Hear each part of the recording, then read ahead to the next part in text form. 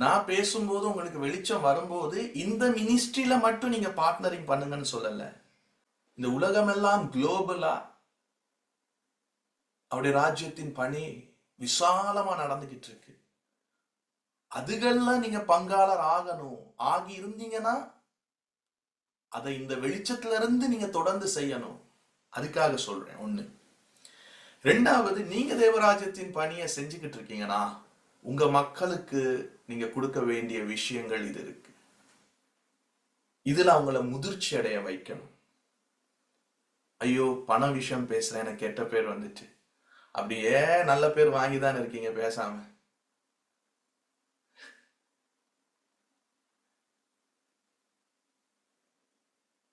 அது நான் ஒரு விஷயத்துல நினைக்கிறேன், மாயமான தாழ்மை. அப்படி நாமெல்லாம் அதுல இருந்து வெளியே வந்திருக்கோம். அது மாயமான தாழ்மை.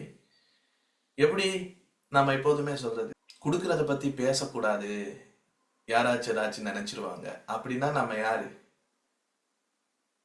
நம்ம ஜனங்கள் ஆசீர்வதிக்கப்பட்டு செழிப்புமிக்க வாழ்க்கை வாழாம கிறிஸ்து இயேசுவுக்குள் ஆபிரகாமின் ஐஸ்வர்யம் இருக்குல்ல, மக்களுக்கு வாழாம இருக்கிறது. அது என்ன ஆபிரகாமின் ஆசீர்வாதம்? தேவன் மனுஷனை உண்டாக்கி சொன்னாரு, நீங்கள் பழுகி பெருகி பூமியை நிரப்புங்க.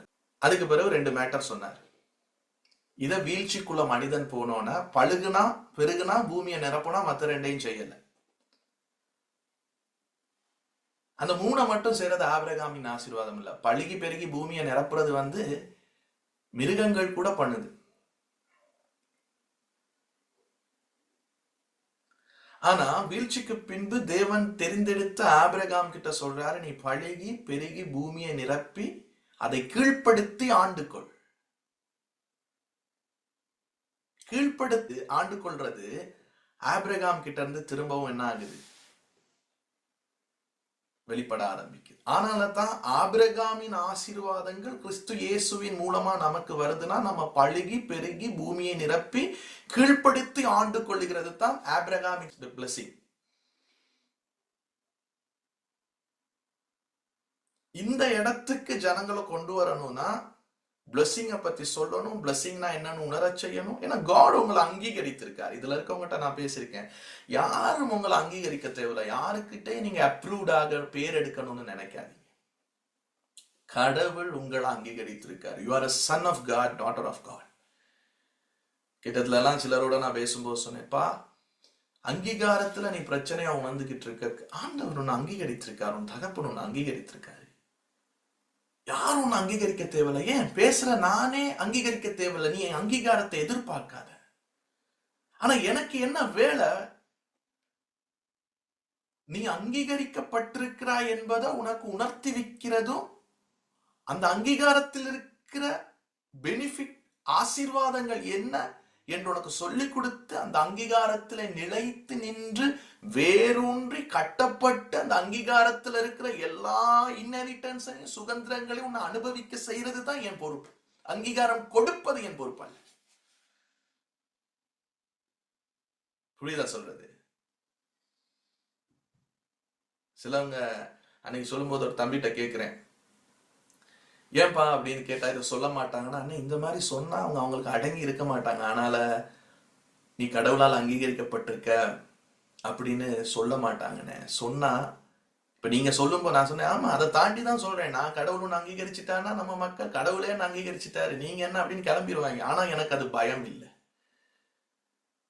அதை குறிச்சு நான் தயங்கல. இல்ல நான் தான் உன்னை அங்கீகரிக்கணும், நாங்க தான் அங்கீகரிக்கணும், நீங்க கூட இருந்தா தான் அங்கீகரிக்கப்படும் அப்படின்னு சொன்னாதான் இவங்க கூடவே இருப்பாங்க. இன்னொன்னு சொன்னா போயிருவாங்களே, அது அவங்க தீர்மானம். ஆனா எதுக்காக நான் உங்களுக்கு கொடுக்கப்பட்டிருக்கேன், எதுக்காக அழைக்கப்பட்டிருக்கேன் அறிந்தா உங்க அங்கீகாரத்தை நான் உங்களுக்கு சொல்லணும். நிக்கிறது நிக்காதது அது மற்றவங்களோட விஷயம். எப்படி இந்த கிருபையில நீங்க பங்கெடுக்கலாம்? இப்ப தேவன ஒவ்வொரு நபரும் தனித்தறிந்தா அறிகிற ஒரு விதம் இருக்கு.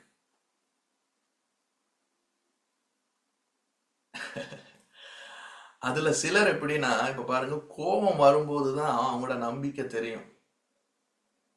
எப்படி இருக்குன்னா, ஒருத்தவங்க நிஜமாவே நம்புவாங்க கடவுள் வந்து தண்டிக்கிறவர் அப்படின்னு.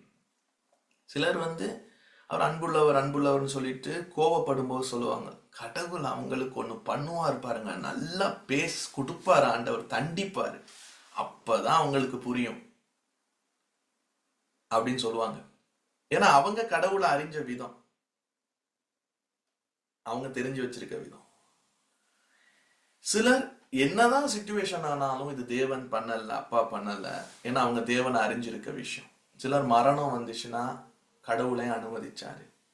வேலையில இருந்து போச்சுனாலே அனுப்பிட்டாங்க, வேலை போச்சுனாலே ஞாயிற்றுக்கிழமை மக்கள் சபை கூடுதலுக்கு வராட்டி என்ன ஆண்டவரே, இது எல்லாமே ஒவ்வொருத்தவங்க கடவுளை அறிஞ்சு வச்சிருக்க விதம். ஆனா பவுல் எப்படி அறிஞ்சு வச்சிருக்காரு? ரோமர் 8 பசியோ நிர்வாணமோ தூதர்களோ வரும் காரியங்களோ எது இருக்குதோ இல்லையோ அவரை என் மேல வச்ச அன்பை விட்டு பிரிக்க மாட்டாது என்பதை அறிந்திருக்கிறேன் என்பது பவுல் தேவனை அறிந்த ஒரு விதம், வித்தியாசம். பவுலுக்கும் தேவனுக்குமான அந்த உறவு பவுல் அறிந்த விதம் பேதுரு அறியல. பேதுரு அறிந்த விதம் யோவான் அறியல. அவங்க தனித்தனியா அவரை அனுபவித்து வைத்திருக்க விதம். இயேசு ஈர்த்திருந்து கடற்கரைக்கு வரும்போது பேதுருவால கூட அது இயேசுன்னு கண்டுபிடிக்க முடியல. அது ஜான் சொல்றான், ஏன்னா அவன் அறிஞ்சு வச்சிருக்க விதம் வேற.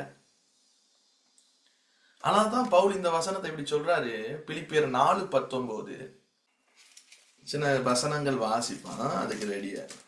என் தேவன் தம்முடைய ஐஸ்வர்யத்தின்படி உங்கள் குறைவை எல்லாம் கிறிஸ்து இயேசுவுக்குள் மகிமையிலே நிறைவாக்குவார். புரியுதா? தேவன் சொல்லல, தேவன் தம்முடைய ஐஸ்வர்யத்தின்படின்னு சொல்லல, என் தேவன். அந்த என் என்பது பவுல் எவ்வளவு பர்சனலைஸ் பண்ணி அந்த விஷயத்தை சொல்றாரு தெரியுமா? பேதுருவின் தேவன் அல்ல, யோவானின் தேவன் அல்ல, என் தேவன். ஏன்னா அவர் அறிந்திருக்கிற விதத்துல ஒரு தேவன் அவர் அறிஞ்சு வச்சிருக்காரு. அந்த தேவன் உன் குறைவை நிறைவாக்குவார். நான் அறிந்திருக்கிற விதமா நீங்க அறிஞ்சிருக்கிறீங்களானா இல்ல, அது வித்தியாசம். நீங்க எனக்கு பர்சனலா ஒரு விஷயம் கொடுக்கும் போது என் தேவன் உங்களை ஆசீர்வதிக்கிறார். ஏன்னா எல்லாருக்கும் ஒரே தேவன், ஆனால் நாம் அவரை அனுபவபூர்வமா அறிந்திருக்கிறதுல வித்தியாசம் உண்டு.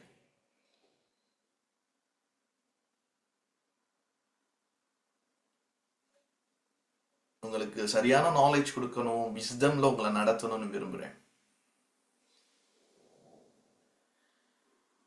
இப்ப பவுல் தேவனை அறிந்திருக்கிற விதம், அது போலவே ஒவ்வொரு ஊழியங்களும் தேவனை அறிந்திருக்கிற விதம் வித்தியாசம். Not same. ஆனா அதெல்லாம் அறிஞ்சு ஒரு இடத்துக்கு வந்து சேரும்னா கிறிஸ்துவுக்குள்ள தேறினவங்களா வர்றதுதான். ஆனா எல்லாத்துலயும் ஒவ்வொரு பயணம், ஜேர்னி இருக்கு ஒவ்வொரு ஊழியத்துக்கு. அப்ப இந்த மினிஸ்ட்ரிக்கு நீங்க பார்ட்னர் ஆகும்போது இந்த மினிஸ்ட்ரி எப்படி தேவனா ஒரு விதமா அறிஞ்சிருக்குல்ல, அந்த தேவன் தம்முடைய ஐஸ்வர்யத்தின்படி உங்க மினிஸ்ட்ரியில குறைவு இருக்குதா? நீங்க என்ன நோக்கத்துல இதுல இணைகிறீங்களோ அந்த நோக்கத்துல குறைவு இருக்குதா? அதுல உங்களுக்கு நிறைவு தேவையா?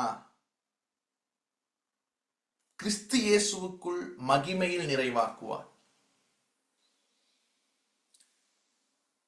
உங்களுக்கு புரியும்படி ஒரு சம்பவம் சொல்றேன்.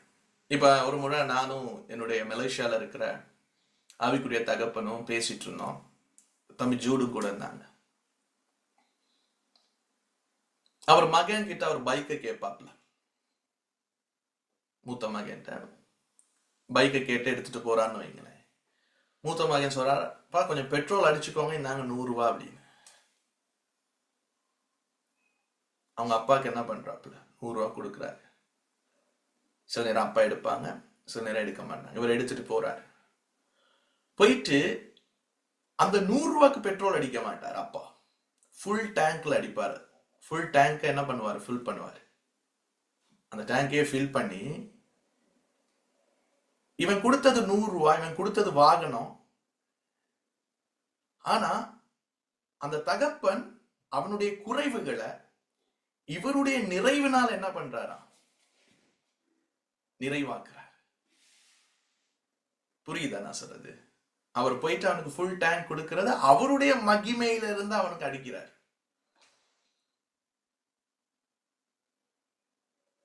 அவர் அவருடைய மகன் கிறிஸ்து இயேசுவுக்குள் மகிமையில் நிறைவாக்குவானா? எப்போதுமே கிறிஸ்து இயேசுன்னு வரக்குள்ள நான் சொல்லியிருக்கிறேன், அது சன்ஷிப்பை குறிக்குது, புத்திர சுவிகாரம். நீ என் மகன் என்றபடியினால கிறிஸ்து இயேசுவுக்குள் மகிமைனா, நீங்க எல்லாம் கிறிஸ்து இயேசுவுக்குள் முன்குறிக்கப்பட்டிருக்கிற மகிமை, அந்த மகிமையிலே நீங்க நிறைவாக்கப்படுவீங்க. இயேசுவுக்கு நிகரான சுதந்திரத்துல நீங்க இருக்கிறபடியினால பவுலுக்கு நீங்க கொடுக்கும் போது பிதா என்ன பண்ணுவாராம்? பவுல் பிதாவை அறிந்த விதத்துல இருந்து கிறிஸ்து இயேசுவின் அந்த அடையாளம் உங்களுக்குள்ள இருக்கல, புத்திர சுவிகாரம், அதனால நீங்க என்ன ஆகுவீங்களா? நிறைவாகுவீங்க. புரிஞ்சா சொல்றது? என் தேவன், இப்ப எனக்கு என் தேவன் நீங்க எனக்கு கொடுக்கும் போது என் தேவன், நான் அவர் அறிந்த விதம் ஒன்று இருக்கு. இந்த ராஜ்யத்துல, இந்த தேவராஜ்யத்தின் பணியில இந்த ஊழியம் அவரை அறிந்த ஒரு விதம் இருக்கு. இந்த ஊழியத்தின் மூலம் அவர் கிரியை செய்கிற ஒரு விதம் இருக்கு. இப்ப நீங்க இதுக்கு பார்ட்டேக்கர்ஸ் ஆகும் போது இதுல இருக்கிற இந்த ஊழியம் தேவனை அறிந்த விதத்துல இருந்து நீங்க ஆசீர்வதிக்கப்படுறீங்க பங்காளர் ஆகும் போது. எல்லாரும் தேவனுக்கு தானே ஊழியம் செய்யறோம், எல்லாரும் பண்ணுறோம். ஆனா எல்லாருமே தேவனை அறிந்த விதம் வித்தியாசம்.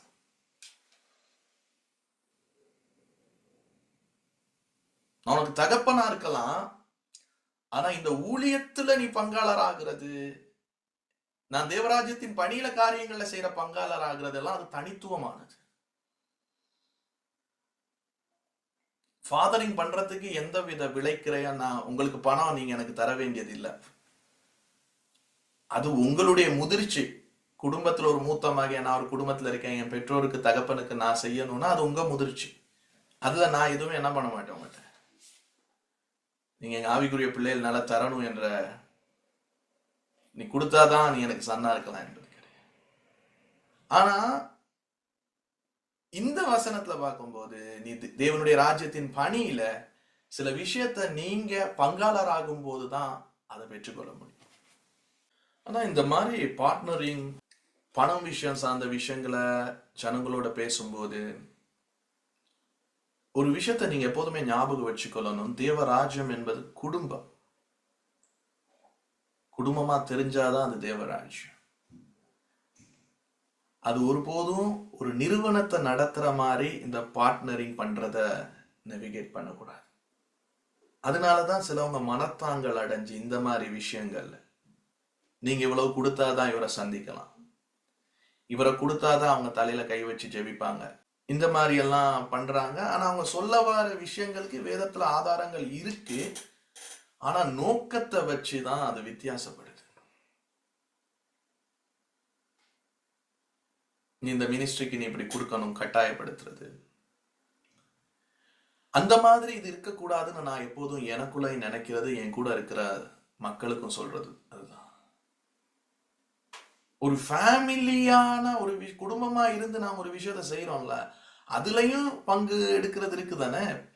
தகப்பன், பிள்ளைகள், அம்மா, அந்த லென்ஸ் இருக்கணும். ஃபாதர் சன் ஹோலி ஸ்பிரிட்டுக்குள்ள பார்ட்டேக்கிங் இருக்கு, ஈச் அதர், அது இருக்கணும். அதை விட்டு பேசணும்னா கடைசியில் அது ஷேர் மார்க்கெட் மாதிரி ஆகிரும், ஸ்டாக் மார்க்கெட் மாதிரி ஆகிரும். இந்த நன்மை தீமை அறியத்தக்க அறிவுல ஆப்ரேட் பண்ற விதங்கள்ல இருந்து இது முன்னோக்கி நடக்க பார்க்கும். அதுல நீங்க கவனமா இருக்கணும். நீங்க மற்றவங்களை நடத்துறீங்க. இப்ப பிலிப்பியர் 1ஆம் அதிகாரமா எப்படி இந்த கிருபையிலே பங்கெடுக்கலாம், 3ஆம் வசனம், அதுல இருந்து 4, 5, 7 அப்படி வாசிப்போம். சுவிசேஷம் உங்களுக்கு அறிவிக்கப்பட்ட நாள் முதல் இதுவரைக்கும் நீங்கள் அதற்கு உடன்பட்டவர்களானபடியால் நான் பண்ணுகிற ஒவ்வொரு விண்ணப்பத்திலும் உங்கள் அனைவருக்காகவும் எப்போதும் சந்தோஷத்தோடு விண்ணப்பம் பண்ணி உங்களில் நற்கிரியையை தொடங்கினவர் அதை இயேசு கிறிஸ்துவின் நாள் பரியந்த முடிய நடத்துவார் என்று நம்பி நான் உங்களை நினைக்கிற பொழுதெல்லாம் என் தேவனை ஸ்தோத்தரிக்கிறேன். என் கட்டுக்களிலும் நான் சுவிசேஷத்துக்காக உத்தரவு சொல்லி அதை திடப்படுத்தி வருகிறதிலும் நீங்கள் அனைவரும் எனக்கு அளிக்கப்பட்ட கிருபையில் பங்குள்ளவர்களானதால் உங்களை என் இருதயத்தில் தரித்துக் கொண்டிருக்கிறபடியினாலே உங்கள் எல்லாரையும் குறித்து நான் இப்படி நினைக்கிறது எனக்கு தகுதியாயிருக்கிறது. நான் என்ன கேட்டேன், எப்படி இந்த கிருபையிலே பங்கெடுக்கலாம்? பவுல் 7 சொல்றாரு, நீங்கள் அனைவரும் எனக்கு அளிக்கப்பட்ட கிருபையில் பங்குள்ளவர்களானதால், எனக்கு அளிக்கப்பட்ட கிருபையில் பங்குள்ளவர்களானதால், தேவ கிருபையில் பங்குள்ளவரானதால் அல்ல. எப்படி இல்ல? தேவ கிருபையிலே பங்குள்ளவர்களானதால் அல்ல, எனக்கு அளிக்கப்பட்ட கிருபையிலே பங்குள்ளவர்கள். பவுல் சொல்றார் 4, in all my prayers for all of you I always pray with joy. ஏன் பவுல் அவங்களுக்கு ஜெபிக்கும் போது ரொம்ப சந்தோஷப்படுறாருன்னா, அவருடைய உபத்திரவங்கள் கட்டுக்கள்ல ஜனங்கள் அவரை நினைக்கிறாங்க. அவருடைய மக்கள் அவருக்காக வேண்டுதல் பண்றாங்க, ஜெபிக்கிறாங்க.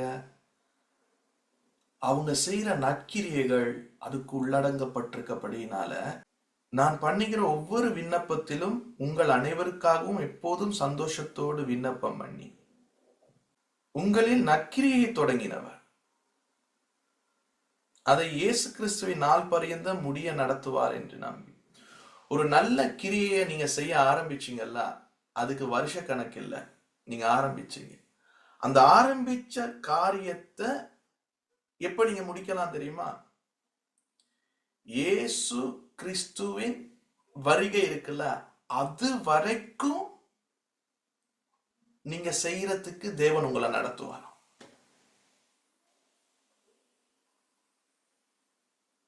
புரியுதா நான் சொல்றது? அதுக்கு எண்ட் எப்ப? until the day of Jesus Christ. until the day of Christ Jesus. இந்த இடத்துக்கு உங்க இருதயத்தை நீங்க கொண்டு வரணும். அதுக்கு தேவன் உங்களுக்காக நடத்துவாரு. நான் அதை நினைச்சு உங்களுக்காக சந்தோஷத்தோடு ஜெபம் பண்றேன். உங்களால அதை செய்ய முடியும். 5வது வசனம் இங்கிலீஷ்ல எப்படி இருக்கா? because of your partnership in the gospel from the first day until now. சுவிசேஷம் உங்களுக்கு அறிவிக்கப்பட்ட நாள் முதல் இதுவரைக்கும் நீங்கள் எனக்கு எப்படி இருக்கீங்களா? உடன்பட்டவர்களானபடியினால். இங்கிலீஷ்ல இந்த இடத்துல எப்படி இருக்கு? பார்ட்னர்ஷிப்னு இருக்கு.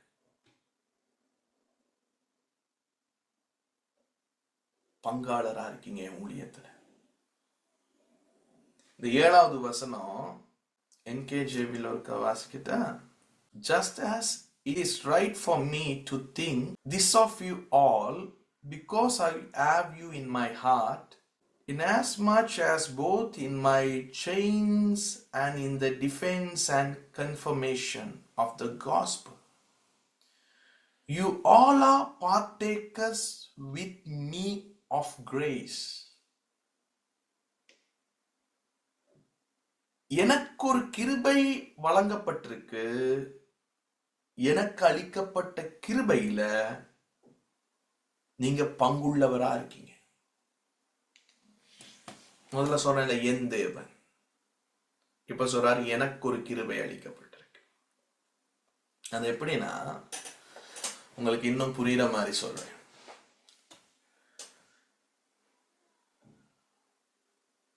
மை கிரேஸ் அப்படின்னா eating from the same plate. என் தட்டில் என்ன கிருபை இருக்கிறதோ, என்ன உணவு இருக்குதோ, அதில் நீங்களும் அந்த தட்டில இருந்து சாப்பிட முடியும். சாப்பிடுறீங்க. திரும்ப சொல்லுங்க, eating from the same plate. இதுல பாருங்க, இந்த ஒரு அப்பம் இந்த கீரை இஸ்ரவேல் ஜனங்களுடைய வழக்கத்துல ஒரே தட்டுல இருக்க அப்பத்தை பிச்சு இந்த கீரையில தொட்டு எல்லாரும் பிட்டு கையில கொடுத்து சாப்பிடுவாங்க. யூத முறையில இது இருக்கு, ராபோஜனத்திலையும் இது இருக்கு, திருவிருந்துலையும். இஸ்லாமிய சகோதரர்களை பார்த்திருக்கீங்களா ஒரே தட்டுல இருந்து சாப்பிடுறது? அது அவங்க கிறிஸ்தியேசுக்கு பிறகு 7வது நூற்றாண்டு தானே ஆரம்பிக்கப்பட்டுச்சு. ஆனா இந்த பழக்க வழக்க முறைமைகள் யூத உணவு முறையின் பின்னணியில ஆல்ரெடி இருந்தது.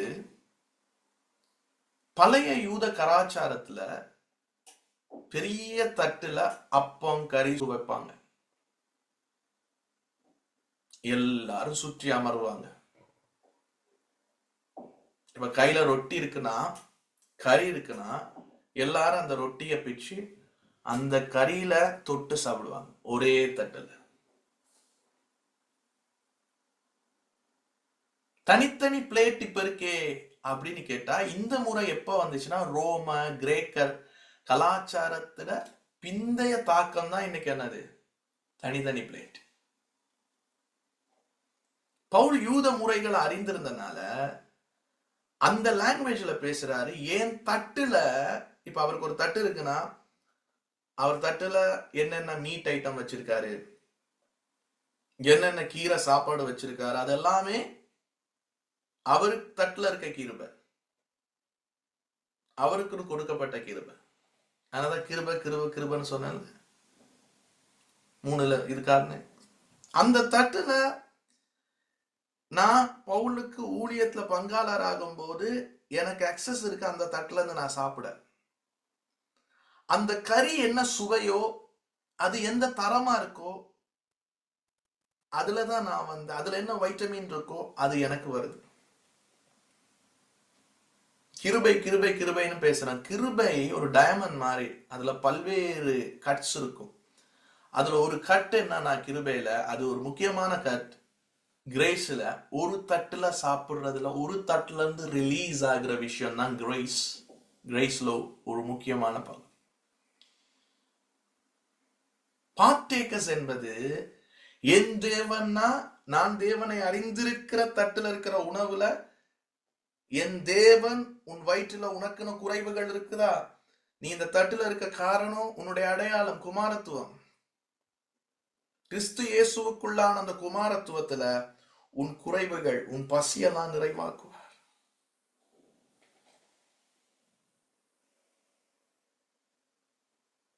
ஏன் ஒரு தட்டுல சாப்பிடுறோம்? அது ஒரு நட்பின் அடையாளம், ஒரு நெருக்கம், இன்டிமேசி. அது ஒரு உடன்படிக்கையின் உறவு. அவங்க கலாச்சாரத்துல இருந்துகிட்டே வருது. ஒரே மேஜையில சாப்பிடுறது. தாவீது சம்பவத்துல எல்லாம் நீங்க பார்க்கலாம். சொல்றா, நான் செத்த நாய், யோனத்தானின் மகன் நானே, மோய் பேசி என்னை கொண்டு வந்து உங்க தட்டுல சாப்பிட வைக்கிறீங்களே. தாவீதுக்குன்னு ஒரு கிருபை இருக்கு. அந்த கிருபையில தாவீதுடைய பிள்ளைகள் பங்கெடுக்கிறாங்க. தேவன் தாவீதுக்குன்னு கொடுத்த கிருபை. அப்புறம் அந்த கிருபையில பிள்ளைகள் பங்கெடுக்கிறாங்க. அந்த கிருபையில ஜோனத்தானின் மகன் பங்கெடுக்கிறான். அந்த புரோட்டோகால்ஸ் அண்ட் ஹானரிங் ரெஸ்பெக்ட் அவனுக்கு கிடைக்குது. என் சத்துருக்களுக்கு முன்பதாக எனக்கு ஒரு பந்தியை ஆயத்தப்படுத்துகிறார். அவருடைய பிளேட்ல சாப்பிட வைக்கிறார். ஆபிரகாம், அது அடுத்த வசனத்துல வாசிக்கும் போது சொல்லுவேன் எப்படி அவர் அந்த கிரேஸ்ல பங்கெடுத்தாரு. ஆபிரகாமுடைய தட்டுல எப்படி அந்த 3 பேரும் பங்கெடுத்தாங்க. ஒவ்வொரு தேவராஜ்யத்தின் பணியை செய்கிற தேவ மனிதர்கள் தேவனை அறிந்த விதம் அவங்க கிட்ட ஒரு தட்டு இருக்கு. அவங்க ஊழியம் தேவனை அறிந்த விதம், வெளிப்படுற விதத்துல ஒரு தட்டு இருக்கு. நீங்க அதுல கை வச்சு பங்காளரா சாப்பிட, பங்காளர் என்பது ஜெபத்துல பங்காளரா இருக்கலாம், பல காரியங்கள்ல இருக்கலாம். கொடுக்கிறதுல இதுல நீங்க வளரணும்னு பவுல் விரும்புறாரு சபைக்கு. அதனாலதான் திருவிருந்த நீங்க பாத்தீங்கன்னா நாம பார்த்துட்டோம் தனித்தனி பிளேட்ல இருக்க மாதிரி இல்ல, அவர் அப்பத்தை பிட்டு அப்படின்னு இருக்கு. அப்புறம் என்ன, பாத்திரத்தை எடுத்து அது அவர் மேல இருக்க அந்த கிரேஸ். அதனாலதான் அவர் சொல்லுவாரு யூதாஸை பார்த்து மத்தேயு 26:3 யூதாஸ் சம்பவத்துல, என்னோடு பாத்திரத்தில் கையை நனைக்கிறவனே எனக்கு துரோகம் செய்வான். என்னோடு பாத்திரத்தில், அவருடைய பாத்திரத்துல ஒருத்தன் கை நனைக்க போறான், பார்ட்டேக் பண்ண போறான், அவன் எனக்கு துரோகம் பண்ணுவான். பவுல் சொல்றாரு, எனக்கு அளிக்கப்பட்ட கிருபையிலே பங்குள்ளவர்களா இருக்கேன். பவுலுக்கு என்ன கிருபை கொடுக்கப்பட்டுச்சு அப்படின்னா, நீங்க தனித்தனியா வாசிக்கணும், மெடிடேட் பண்ணணும். உங்களுக்கு தெரிஞ்சிருக்கும் சில விஷயம். நான் சொல்றேன், அவருக்கு கிருபையை பத்தி வெளிப்பாடு மற்ற 12 அப்போஸ்தலர்களும் பேசல. அவருக்கு இருந்த வெளிப்பாடு the grace of revelation, the grace of miracles. அவருக்கு அளிக்கப்பட்ட தட்டுல இருக்க கிருபை, the grace of word of God, the grace of authority, the grace of signs and wonders, the grace of revelation about Jesus Christ. நீங்க பாருங்க, மற்ற சீஷர்கள் அறிவிச்சதை காட்டிலும் பவுல் திரியேகத்தை அறிந்த விதம் வித்தியாசம். அவர் திரியேகத்தை அறிந்து கொண்ட விதம். பவுலுடைய எழுத்துக்களை நீங்க வாசிச்சு பார்த்தீங்கன்னா, கிட்டத்தட்ட சுமார் 21 முறை ரகசியம் என்ற விஷயத்த சொல்றாரு, சீக்ரெட். அதுல ஒண்ணு சொல்றாரு, யூதரும் புறஜாதிகளும் ஒரே உடலா இணைக்கப்பட்டிருக்காங்க சரீரமா. அது பவுல் சொன்ன ரகசியம். கிறிஸ்துவை குறித்த வெளிப்பாடு அது பவுல்ட தட்டுல தான் இருக்கு, அது பேதுருவின் தட்டுல இல்ல. எதிர்காலத்தை குறித்த மாற்றம் அது பவுல்ட தட்டுல தான் இருக்கு. அதுல முக்கியமா ஒரு 7 ரகசியம் சொல்லுவாரு. 1 கொரிந்தியர் 15:51 இருக்கு, இதோ ஒரு ரகசியத்தை உங்களுக்கு சொல்லுகிறேன், நாம் எல்லோரும் நித்திரை அடைய மாட்டோம், ஆனால் எல்லாரும் என்ன படுவோமா, இமைப்பொழுது மறுரூபமாவோம். இது மத்தவங்க தட்டுல இல்ல, இது பவுலுடைய கிரேஸ். இன்னைக்கு நீங்க பேசுறது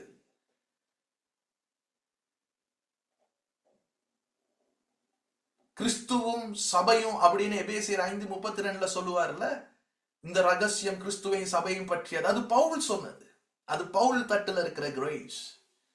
1 கொரிந்தியர் 11:23 சொல்றாரு, நான் கிறிஸ்துவினிடத்தில் பெற்றுக்கொண்டது என்னவெனில், கர்த்தராகிய ஆண்டவர் அன்றை காட்டிக் கொடுக்க, அது பவுலுக்கு கொடுக்கப்பட்டது. 12 அப்போஸ்தலர்கள்ல பவுல் இருக்கல்லப்ப.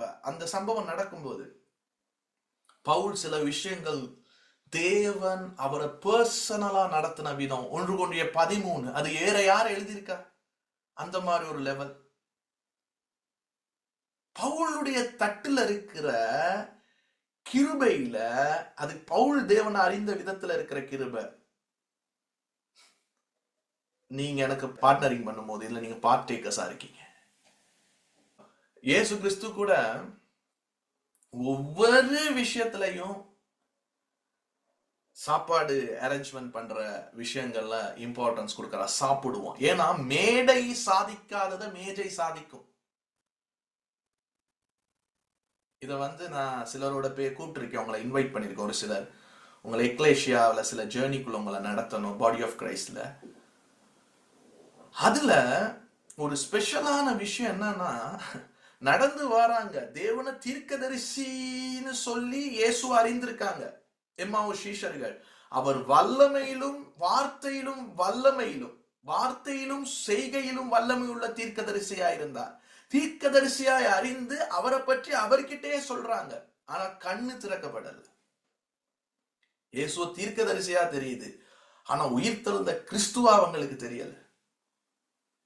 ஆனா இயேசு அவங்க கூட்டத்தின் நடுவுல இருந்து அப்பம் பிக்கும் போது கையிட தழும்புகளை பார்த்தாங்களோ இல்ல அந்த சினாரியோ திரும்ப ஞாபகம் வந்துச்சோ தெரியா, அவங்க கண்ணு திறக்கப்பட்டுச்சு. வீதியிலே வேத வாக்கியங்களை பேசிட்டு வந்தாலும் கண்ணு திறக்கப்படல. தீர்க்கதரிசியா கிறிஸ்துவ அறிந்தும் கண்ணு திறக்கல. ஆனா ஒரே பந்தில கை வைக்கும் போது கண் திறக்கப்பட்டுச்சு. அதனாலதான் திருவிருந்து, அன்பின் போஷணம் அப்போஸ்தலர்ல இருக்கு.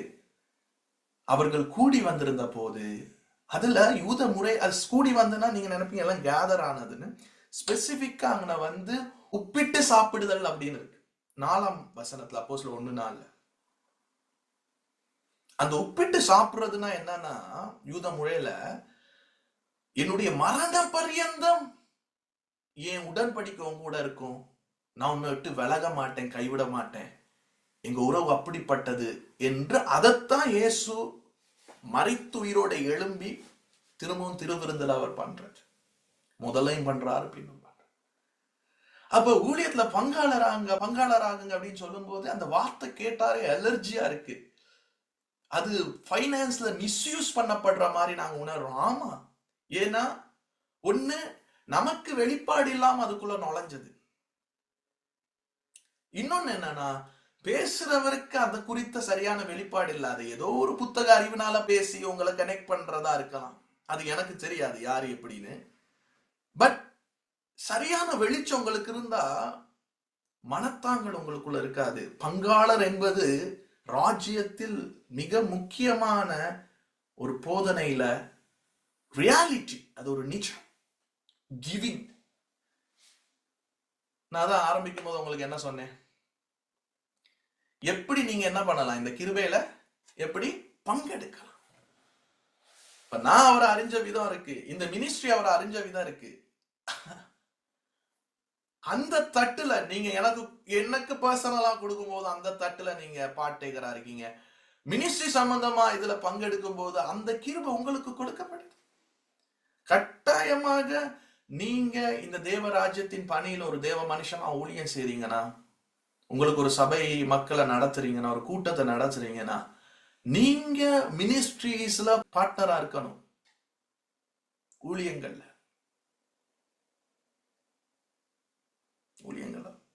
பார்ட்னர்ஸா இருக்கு. தேவ மனிதர்களுக்கு கொடுக்கிற விஷயத்துல நீங்க இருக்கணும். சபைகள்ல உங்களுடைய பார்ட்னரிங் இருக்கணும்.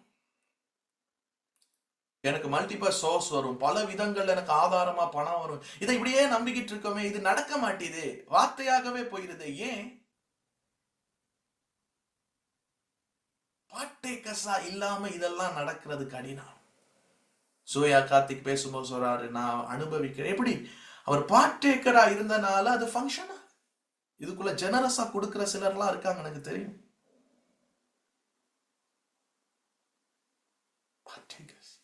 ஏன் இந்த மாதிரி கொடுக்கிற விஷயத்துல நடுவுல நிக்காதீங்க என்பதை சொல்றேன்னா,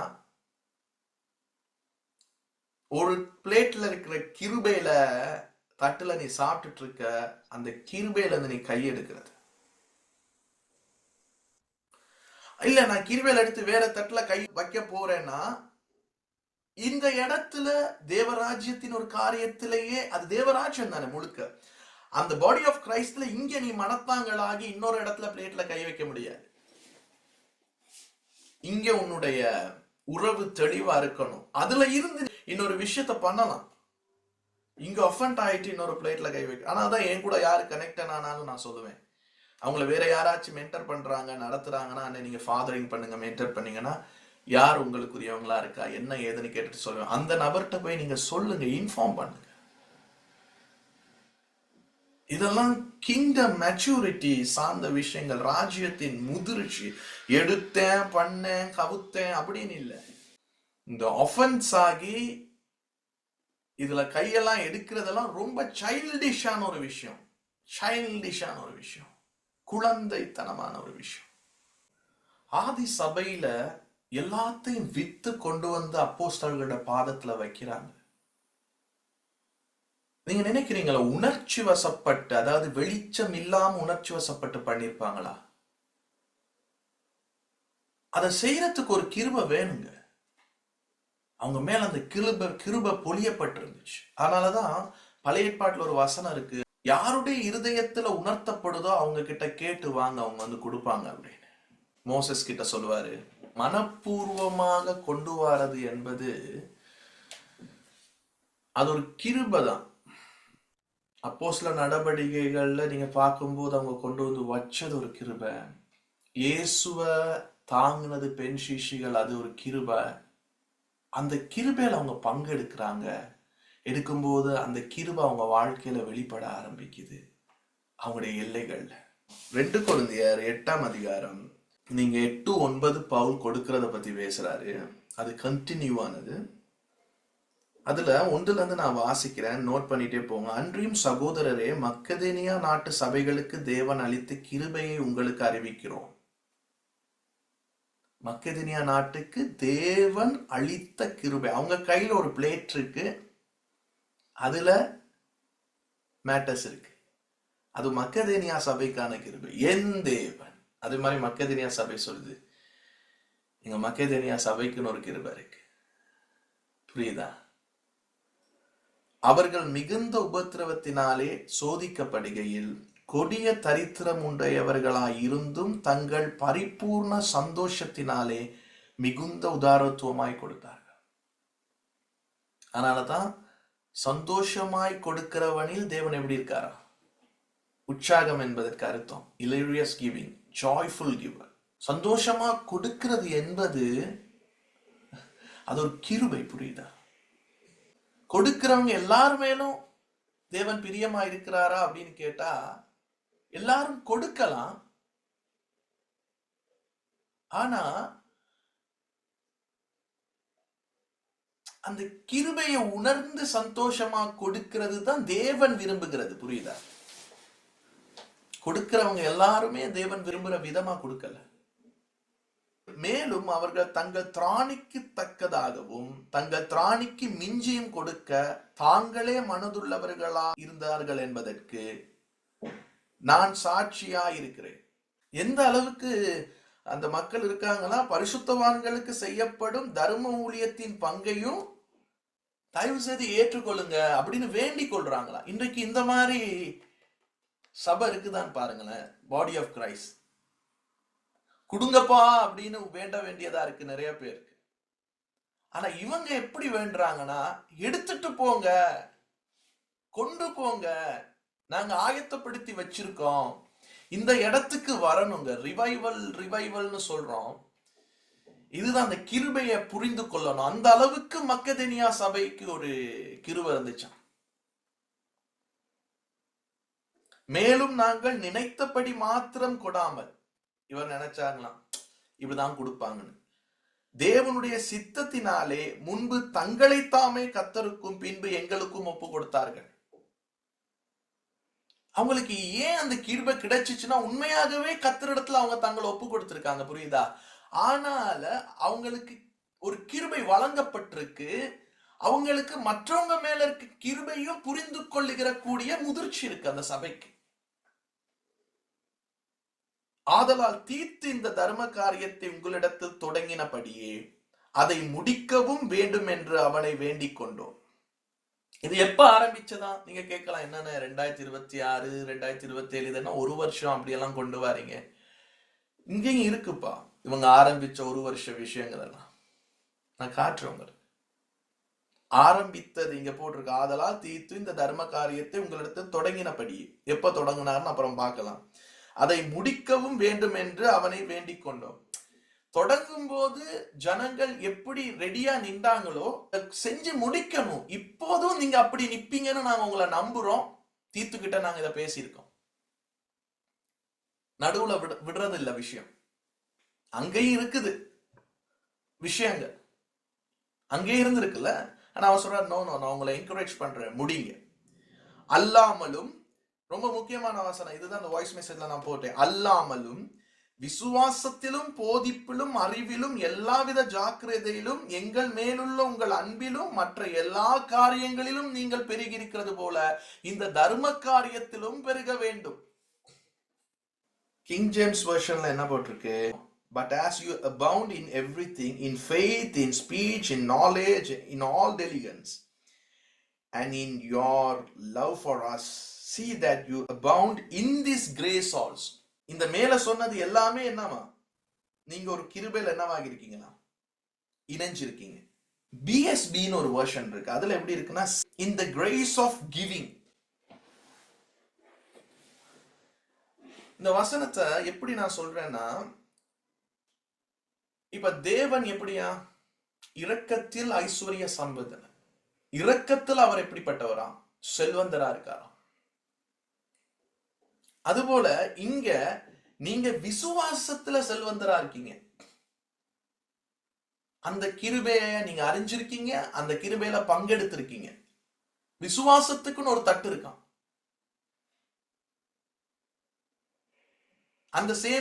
அந்த பிளேட் உங்ககிட்ட இருக்கு. அந்த சேம் பிளேட்ல நீங்க பங்கெடுத்திருக்கீங்க. அதுல நீங்க செல்வந்தரா இருக்கீங்க. நான் பாக்குறேன். போதிப்பதுல, டீச்சிங், ப்ரீச்சிங், இதுல எல்லாம் நீங்க எப்படி இருக்கீங்களா? ப்ரொஃபஷனலா? இப்ப நீங்க எப்படி சொல்லலாம்னா, சிலரோட ஃபெய்த்தை பார்க்கும்போது உங்களுக்கு ஆச்சரியமா இருக்கும். அவங்க அந்த செல்வந்தலா இருப்பாங்க. சிலரை நீங்க பாத்தீங்கன்னா உங்ககிட்ட பேச சொன்னா புது புது விஷயங்கள், தேவனை பத்தி, மகத்துவங்களை பத்தி, அவருடைய மகிமையான விஷயங்களை பத்தி சொல்லிக்கிட்டே இருப்பீங்க. அதுல நீங்க தேறி இருக்கீங்க, செல்வந்தரா இருக்கீங்க. பேச விட்டா நல்லா பேசுவீங்க விஷயங்கள் அல்ல, வெளிப்பாடுகள், நாலேஜ், அறிவு, இதுலயும் நீங்க செல்வந்தரா இருக்கீங்க. இந்த கிருபை அறிந்திருக்கீங்க, இந்த கிருபையில பங்குள்ளவர்களா இருக்கீங்க. எல்லாவித ஜாக்கிரதையிலும்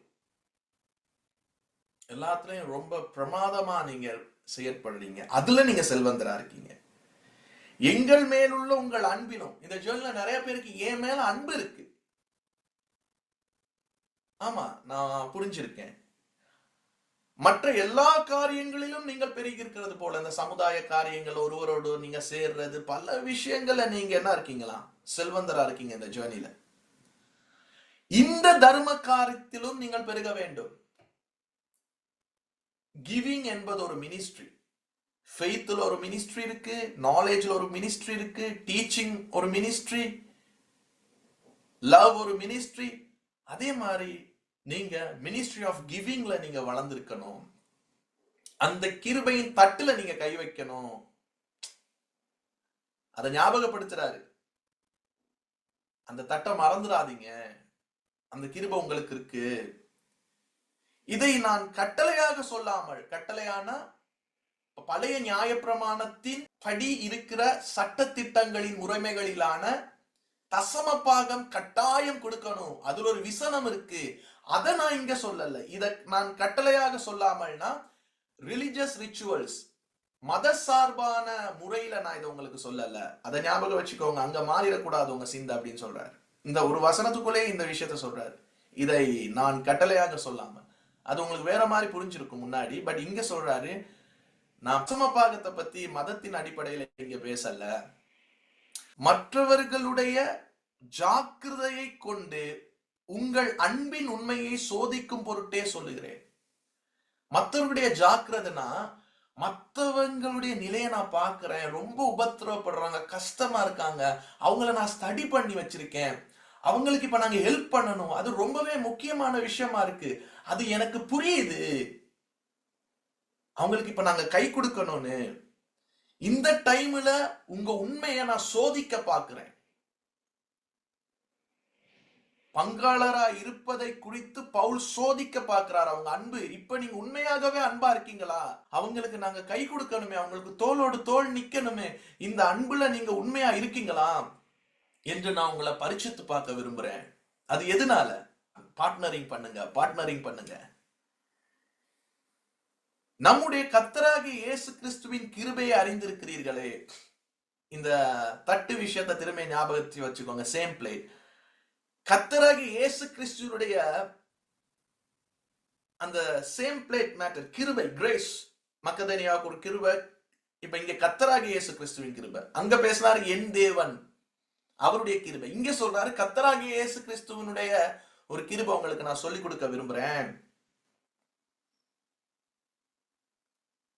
அவர் ஐஸ்வர்யம் உள்ளவராய் இருந்தும், அவர் ஐஸ்வர்யம் உள்ளவர். நாங்க இங்க பார்த்தோம்ல, விசுவாசத்தில் ஐஸ்வர்யம், செல்வந்தர், அறிவில் ஐஸ்வர்யம். அதே மாதிரி இங்க கர்த்தராகிய இயேசு கிறிஸ்துவுடைய பிளேட் ரொம்பவே எப்படி இருக்கான்?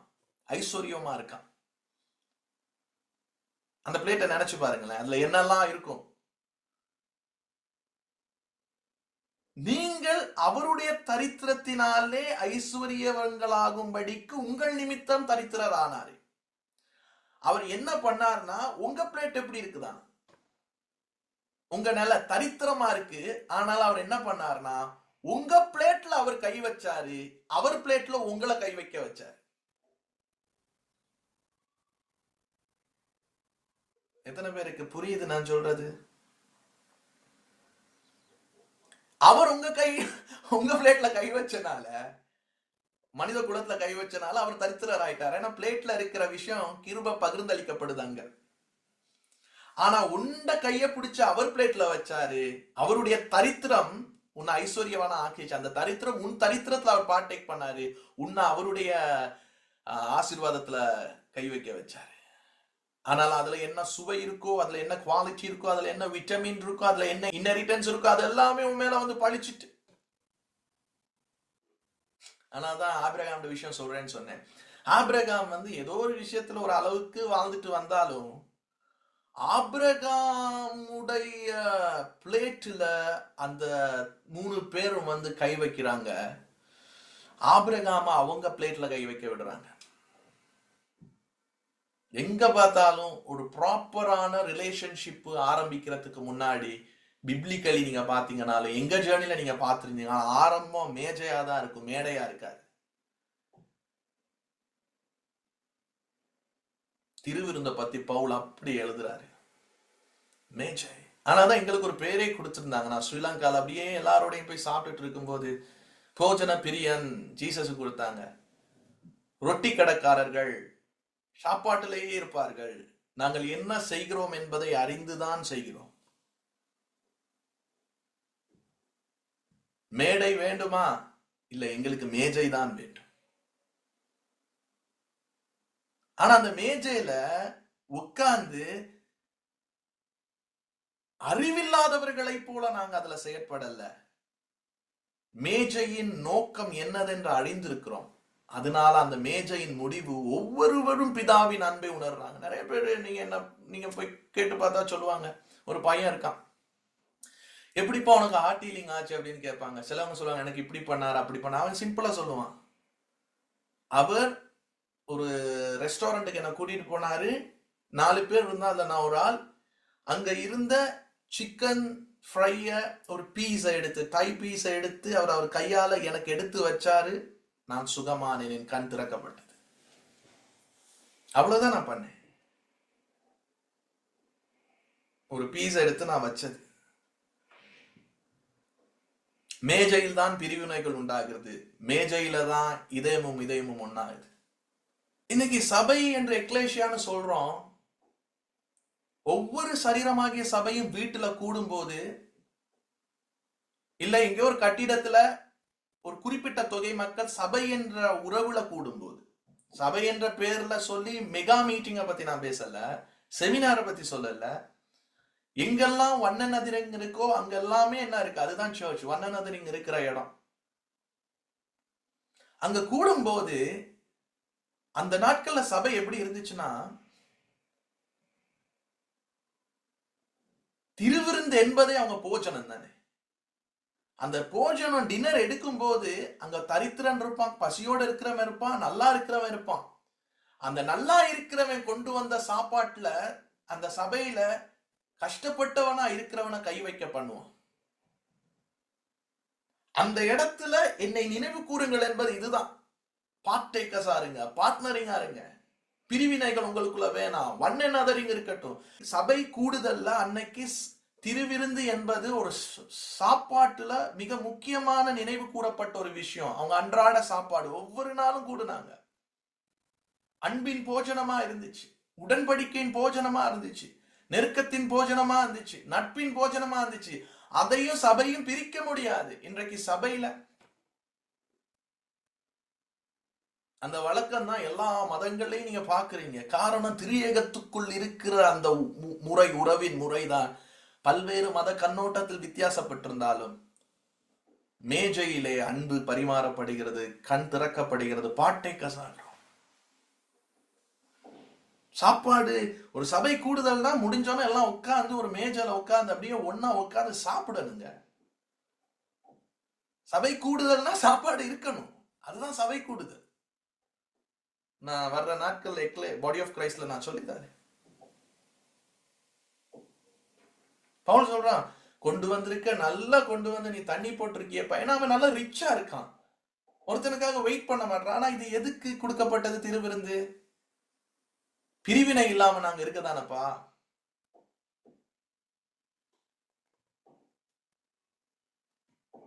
பார்ட்டேக்கர்ஸா இருக்கிறோம், பார்ட்னரிங் பண்றோம், கிரேஸ்ல எல்லாரையும் பங்கெடுக்க விடுங்க. இதை குறித்து என் யோசனை உங்களுக்கு அறிவிக்கிறேன். 10வது, இதை செய்கிறதற்கு மாத்திரம் அல்ல, செய்ய வேண்டும் என்று உற்சாகப்படுகிறதற்கும் 1 வருஷமாய் ஆரம்பம் பண்ணினா உங்களுக்கு இது தகுதியா இருக்கும். இங்க வருஷம் இருக்குல்ல, இத ஆரம்பிக்கிறதுக்கு உங்களுக்கு மனசு இருந்துச்சு, செஞ்சிட்டும் வந்தீங்க, அதை முடிங்கப்பா, அதுக்கும் உங்களுக்கு மனசு வேணும். ஜூட் ஆரம்பிக்கும் போது சில வரைபடத்துல சில நிலைமைகளை பத்தி வெளிப்படுத்தினார்ல, பவுல் சொல்றாரு முடிங்க, எப்படியாச்சும் அதை முடிங்க.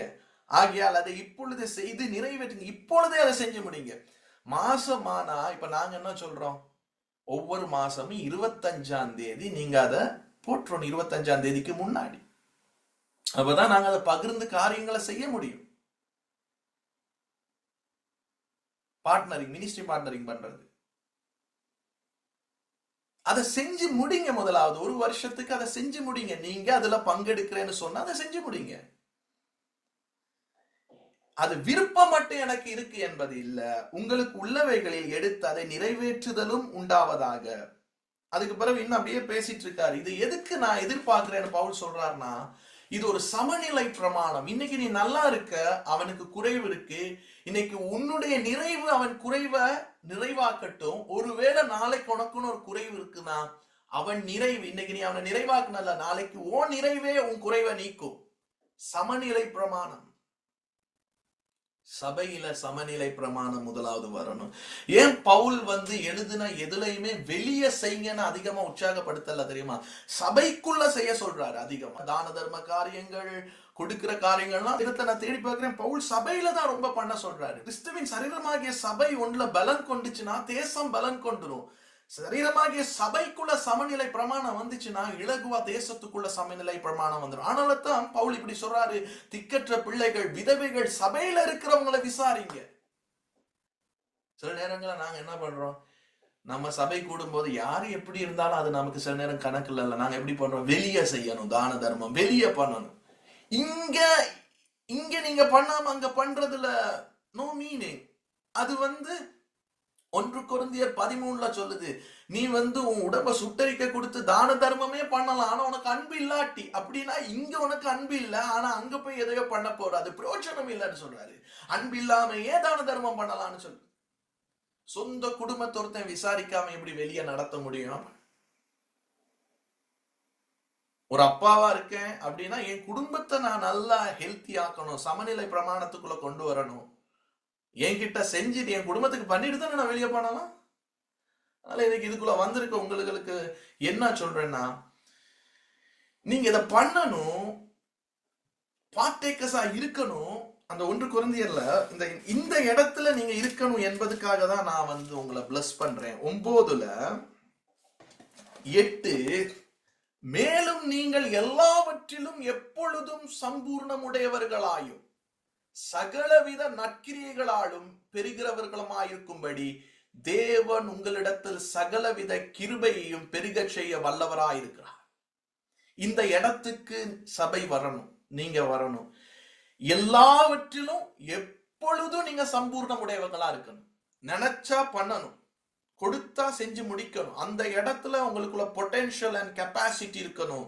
சகலவித நற்கிரியைகளிலும் நீங்க பெருகி இருக்கணும். தேவன் உங்களிடத்தில் சகலவித கிருபையையும், பாத்தீங்களா? அந்த கிருபை நம்ம புரியுதா? கிருபை இப்ப புரியுதா என்ன கிருபை நான் பேசிட்டு இருக்கேன்? கிருபைய சகலவித கிருபை, கிருபை மட்டுமல்ல சகலவித கிருபை, அநேக கிருபை இருக்குல்ல. நான் சொன்னேன், விசுவாசம், இரக்கம், நாலேஜ், போதனை, இப்படி எல்லாம் காரணம். இது எல்லாத்துலயும் பல டைமென்ஷன் கிரேஸ் இருக்கு. இது எல்லாத்தையும் அவர் பெருக செய்வாரு. அதுக்கு மிக முக்கியமா நீங்க ஒரு இடத்தை கவனிக்கணும், கொடுக்கிற ஊழியத்துல நீங்க வளரணும், பங்குள்ளவங்களா இருக்கணும் அப்படின்னு பவுல் சொல்றாரு. அதனால இந்த இதுகள் நான் பேசாம உங்களுக்கு டைரக்டா கொடுத்திருந்தாலும் நீங்க பண்ணிருப்பீங்க, எனக்கு உங்களை பத்தி தெரியும். ஆனா ஒரு புதிய திராட்சை ரசத்தை புதிய துருத்தியில நான் ஊற்றணும்னு விருப்பப்பட்டேன். எங்க டீமோட பேசும்போது அவங்க சொன்னாங்க, நீங்க இதை பேசுங்க தம்பி, வெளிப்பாட்டுல இருந்து கொடுங்க, வெளிச்சத்துல இருந்து கொடுங்க, உற்சாகமா கொடுங்க, தெளிவோடு கொடுங்க, குழப்பம் இல்லாத மனசோடு கொடுங்க, ஞானத்துல இருந்து கொடுங்க, அறிவுல இருந்து கொடுங்க. ஒவ்வொரு நாளும் பிதாவின் குமாரன் என்ற கிருபையின் தாக்கத்தை உணர்ந்தவங்களா கொடுங்க. கிறிஸ்துவின் வருகை பரியந்தம் பங்காளர்களா இருங்க. அந்த முதிர்ச்சிக்குள்ள நான் உங்களை இன்வைட் பண்றேன்.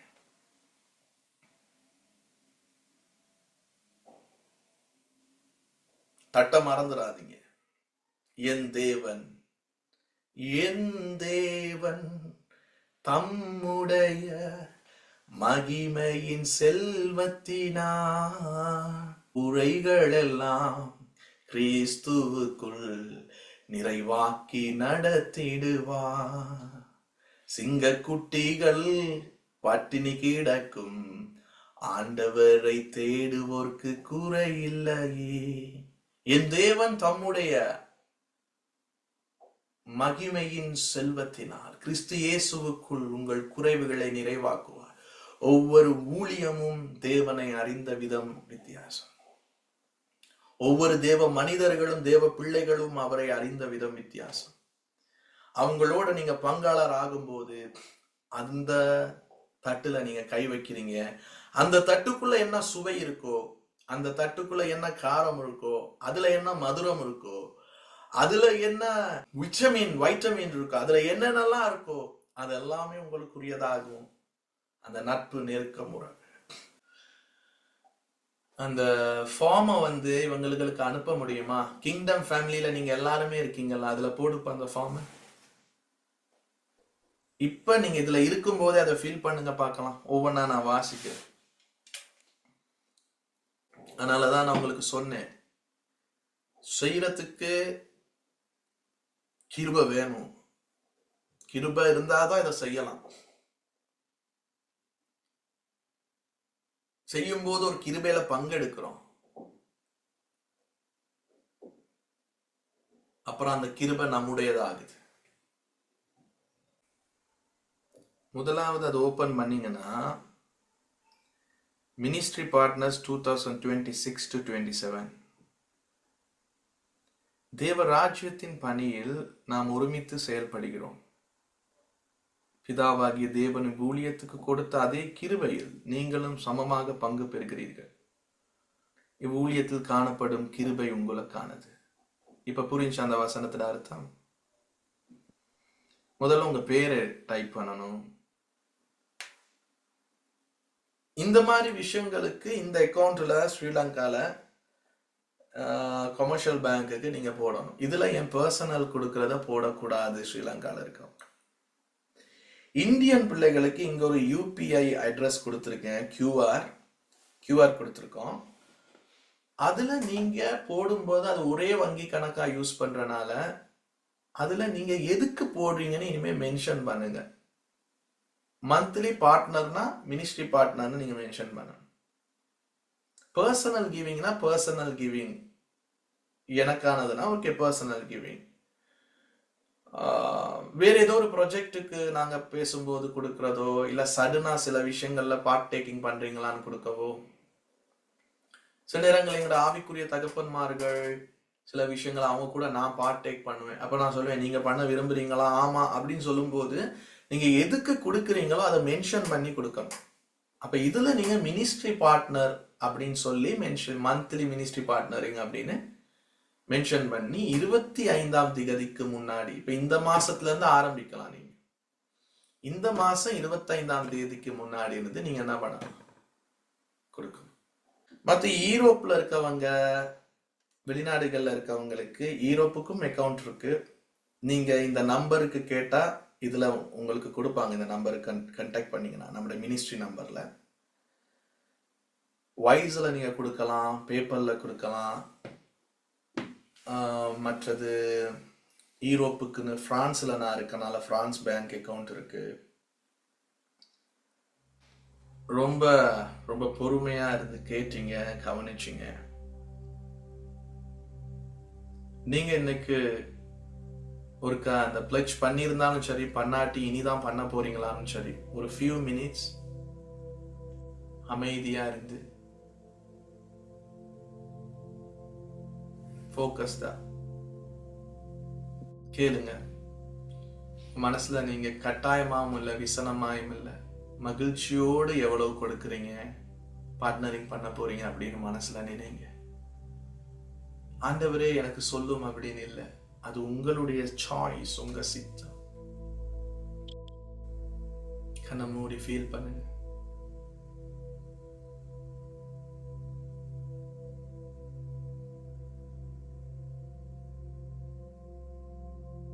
ஒருவேளை இதுவரைக்கும் கொடுத்துட்டு கொண்டவங்க இருப்பீங்க ஒவ்வொரு வருஷமா, அதே இது கொடுக்க போறீங்கன்னா அதே அமௌண்ட் கொடுக்கறதும் உங்களுடைய மகிழ்ச்சி தான்.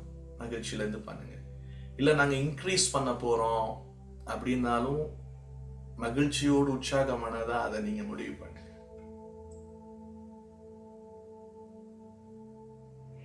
எப்போதுமே பார்ட்னரிங்கா இருக்கிறவங்க நான் பார்த்திருக்கேன் என்னுடைய பயண காலங்கள்ல.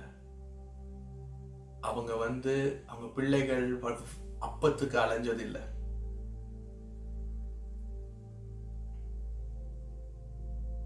அவங்க வெட்கப்பட்டதில்லை. ஏன்னா அது தேவனுடைய உண்மையை பொறுத்தது, அவருடைய ஃபெய்த்ஃபுல்னஸ் கொண்டதுனால. நீங்க ஒரு தேவராஜ்யத்தின் பணியில நீங்க பார்ட்னரா இருக்கும்போது கிறிஸ்து இயேசுவின் ஐஸ்வர்யம் உள்ள தட்டுல நீங்க கை வைக்கிறீங்க, பங்குள்ளவர்களா இருக்கீங்க. ஆனால ஒரு குறைவும் உங்களுக்கு இருப்பதில்லை, நிறைவு மாத்திரமே உங்களுக்கு வாழ்ந்திருக்கவும் தெரியும், தாழ்ந்திருக்கவும் தெரியும். மனரம்யமா இருக்க கற்றுக்கொள்ளுவீங்க, நன்றியறிதலோடு இருக்க கற்றுக்கொள்ளுவீங்க. செல்வ செழிப்புனா இன் கிரைஸ்ட், கிறிஸ்துவுக்குள்ள எப்படி ஒரு வாழ்க்கை பழுகி பெருகி பூமியை நிரப்பி கீழ்ப்படுத்தி ஆண்டு கொள்ளணும் என்ற உணர்வுல ஆபிரகாமின் ஆசீர்வாதத்தின் பிள்ளைகளா இருப்பீங்க. எல்லா நற்கிரியைகளை நீங்க செய்யறதுக்கு, சகலவித நற்கிரியை செய்ய சகலவித கிருபை உங்களுக்கு பெருக பண்ணுவார். எல்லா இடத்திலையும் எல்லா வித நற்கிரியைகளையும் காரியங்களையும் நீங்கள் செய்யும்படி இதுல இருக்கிற ஊழியர்களை நான் ஆசீர்வதிக்கிறேன். தேவராஜ்யத்தின் பணி செய்கிறவர்கள், உங்க மக்களை ஆசீர்வதிக்கிறேன். அவங்களோட இதை பத்தி பேசுங்க. இப்படிதான் குடும்பம் வளரணும். உதாரணத்துக்கு எனக்கு அப்பா இருக்காருன்னா, நான் ஒரு முதிர்ந்த மகனா இருக்கிறேன்னா எங்க அப்பாவுக்கு என்ன பண்ணுவேன்? கொடுப்பேன். என் அம்மாவுக்கு கொடுப்பேன். அது கடமை அல்ல, அது மகிழ்ச்சி. இதை என் பிள்ளைகள் பார்த்துட்டு வரும்போது அந்த வேல்யூ சிஸ்டத்துல நாளைக்கு என் பிள்ளைகள் எனக்கு கொடுப்பாங்க. நான் பல விதத்துல பணங்களை சேமித்து வைத்திருந்தாலும் ஜெனரேட் பண்ணாலும் குடும்பத்தின் ஒரு முறையில ஒருவருக்கொருவர் அந்த கிருபையில கை வைப்பாங்க பிளேட்ல. என் பிள்ளை எனக்கு கொடு, என் பிள்ளையோட பிள்ளை, என் பேர பிள்ளை, என் பிள்ளை அப்பாவா இருக்கிறனால அம்மாவா இருக்கனால அவங்களுக்கு கொடுக்கும். இப்படிதான் குடும்பம் சமநிலை பிரமாணத்துல இருக்குது, நிலைச்சிருக்கும். அந்த மாதிரி தேவராஜ்யத்துல எல்லா குடும்பங்களும் இப்பேற்பட்ட ஒரு நிலைக்குள்ள வரணும் என்று பிதா விரும்புகிறார்.